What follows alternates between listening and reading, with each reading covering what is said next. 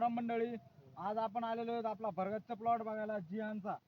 तर आपण काकडा या गावी आलेलो आहे. जे आपल्या काकडा या गावचे प्रगतशील शेतकरी शेरकर मामा, काकडा गावचे माजी सरपंच यांचा आपण जिहान या वाणाबद्दल मनोगत जाणून घेऊया.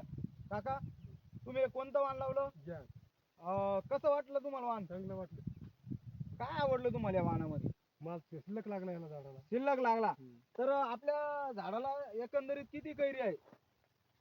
60-70 कैरी आहे. 60-70. एवढ्या पाऊस काळ्यामध्ये सुद्धा मित्रांनो 70 ते 60 ते 70 कैरी या झाडाला परिपक्व झालेली आहे. आणि विशेष म्हणजे याची कैरीची साईज कशी आहे काका? 5 पकड्या 4 आहेत, काही 5 आहेत, काही 5 पकड्याचं बोंड म्हणजे टपुरी कैरी असल्यामुळं कापसाचं वजन हे अधिक भरणार.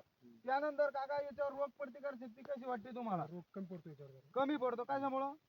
क्वालिटी चांगली आहे. क्वालिटी आणि विशेष म्हणजे याच्यावर केसळ भाग असल्यामुळे. असं दाखवा. तुम्ही हे बघा प्लॉट बघू शकता. असं जवळजवळ हा पूर्ण प्लॉट आपला जिहानचाच आहे. जवळजवळ 2 बॅगा जिहानच्या काका श्रीने लावलेल्या आहेत.